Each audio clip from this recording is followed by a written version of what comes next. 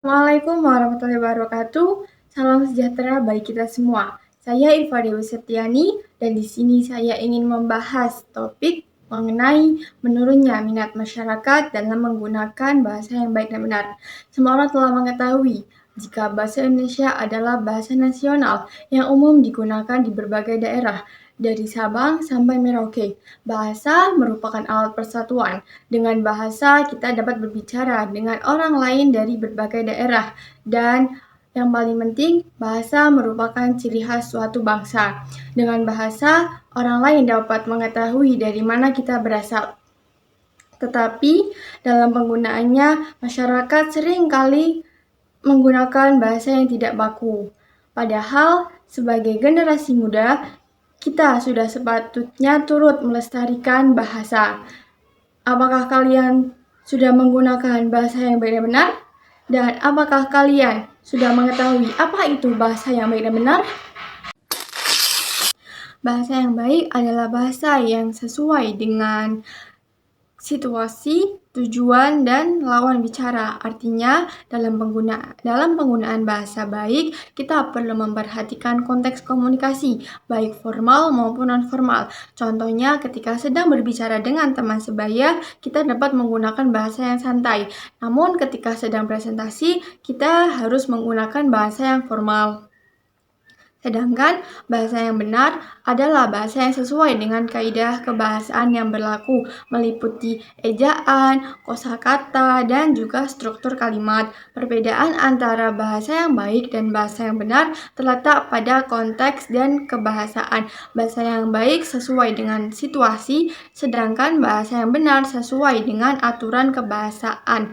Bahasa yang baik tidak selalu baku, dan bahasa yang baku belum tentu baik jika tidak memperhatikan konteks. Hal tersebut tidak sesuai dengan kondisi saat ini, di mana penggunaan bahasa yang baik dan benar semakin jarang ditemukan. Minat masyarakat semakin menurun, dan mereka lebih sering menggunakan bahasa yang tidak baku. Hal ini dapat ditemui di berbagai tempat, seperti lingkungan sekolah, kemudian di kehidupan sehari-hari, dan juga di media sosial. Masyarakat kerap sekali menggunakan singkatan, kemudian pencampuran bahasa Indonesia dengan bahasa asing, dan juga kesalahan ejaan yang sering kali dianggap wajar. Setiap akibat pasti ada sebab. Kira-kira apa saja faktor yang mempengaruhi perubahan bahasa tersebut? Tentunya terdapat beberapa faktor yang menyebabkan perubahan bahasa terjadi. Faktor yang pertama adalah media sosial. Media sosial merupakan perantara utama yang menyebabkan menurunnya minat masyarakat dalam menggunakan bahasa yang baik dan benar. Platform seperti TikTok, Instagram, dan X sering menjadi wadah penggunaan bahasa yang jauh dari kata benar. Itu dapat dilihat dari kebiasaan masyarakat dalam menuliskan komentar di sebuah konten. Mereka sering menggunakan kata yang sengaja disingkat, diplesetkan, dan dicampur dengan bahasa asing.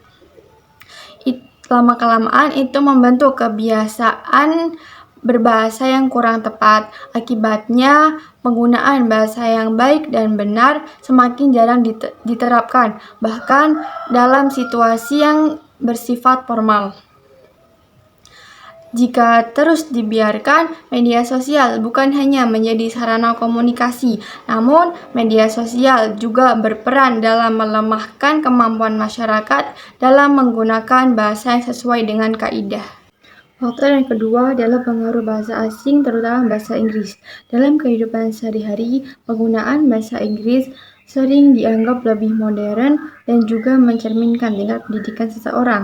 Ini mengakibatkan banyak masyarakat yang mulai belajar bahasa Inggris kemudian menggunakan bahasa Indonesia dan dicampur dengan bahasa Inggris. Kebiasaan ini secara tidak langsung membuat bahasa Indonesia tersingkirkan karena dianggap kaku dan juga terlalu formal. Selain itu, ada stigma yang mengatakan bahwa bahasa Indonesia yang baik dan benar itu terlalu membosankan. Hal ini menyebabkan masyarakat, terutama generasi muda, enggan menggunakan bahasa Indonesia yang baik dan benar karena takut dianggap tidak gaul dan terlalu resmi. Padahal penggunaan bahasa Indonesia yang baik dan benar dapat digunakan secara fleksibel apabila disesuaikan dengan kondisi. Menurutnya, minat masyarakat dalam menggunakan bahasa yang baik dan benar memberikan dampak yang cukup besar dalam bidang akademik. Banyak pelajar yang kesulitan dalam menulis dan menyusun kalimat formal pada laporan, artikel, dan makalah karena mereka jarang menggunakan bahasa yang baku. Dalam tugas akademik juga sering ditemukan kesalahan ejaan dan juga kosakata yang tidak sesuai. Ini menunjukkan bahwa kebiasaan berbahasa memberikan dampak pada kualitas komunikasi tertulis di bidang pendidikan. Ini juga berpengaruh pada identitas sosial dan juga kebangsaan, di mana kita telah mengetahui bahwa bahasa Indonesia merupakan alat pemersatu dan jati diri bangsa. Ketika masyarakat Indonesia jarang menggunakan bahasa Indonesia yang baik dan benar, maka dapat menurunkan rasa bangga terhadap identitas nasional. Kondisi ini dapat melemahkan bahasa Indonesia sebagai alat pemersatu di tengah keragaman masyarakat Indonesia. Selanjutnya adalah upaya untuk meningkatkan penggunaan bahasa Indonesia yang baik dan benar. Dapat dimulai dari peran individu. Setiap orang memiliki tanggung jawab untuk menggunakan bahasa yang tepat, terutama dalam kondisi formal. Dengan begitu, penggunaan bahasa Indonesia yang baik dan benar bukan lagi dianggap beban, melainkan sebuah penghargaan terhadap identitas nasional. Selain individu, lembaga pendidikan juga memiliki peranan penting. Sekolah dan perguruan tinggi bukan hanya sebagai tempat untuk menuntut ilmu, tetapi dapat menjadi ruang untuk berkomunikasi dalam berbahasa. Melalui pembelajaran yang konseptual dan keteladanan para pendidik, peserta didik dapat memahami bahwa menggunakan bahasa Indonesia yang baik dan benar dapat dilakukan secara komunikatif dan tidak baku. Yang terakhir adalah media, baik media massa maupun media digital. Media turut berperan dalam membentuk kebiasaan berbahasa masyarakat dengan menyajikan konten yang menggunakan bahasa yang baik dan benar serta kreatif dapat menjadi contoh positif bagi masyarakat. Dengan begitu, media tidak hanya sebagai sarana hiburan dan informasi, tetapi juga alat pemelihara bahasa nasional. Oleh karena itu, mari kita bersama-sama menumbuhkan kesadaran untuk menggunakan bahasa Indonesia yang baik dan benar. Dengan begitu, kita turut melestarikan bahasa. Sebagai penutup, dapat disimpulkan bahwa menurunnya minat masyarakat dalam menggunakan bahasa Indonesia yang baik dan benar merupakan permasalahan yang memerlukan perhatian khusus. Bahasa Indonesia bukan sekedar alat komunikasi, tetapi sebagai alat pemersatu dan juga identitas nasional.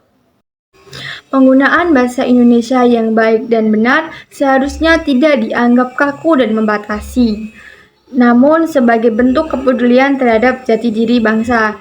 Dengan menggunakan bahasa Indonesia yang tepat dan sesuai, kita turut menjaga dan melestarikan bahasa Indonesia. Mari kita bersama-sama memulai dari diri sendiri, menggunakan bahasa Indonesia yang baik dan benar agar bahasa nasional kita tetap hidup, bermakna, dan menjadi kebanggaan masyarakat Indonesia. Sekian pidato dari saya, kurang lebihnya mohon maaf. Terima kasih atas perhatian Anda semua. Wassalamualaikum warahmatullahi wabarakatuh.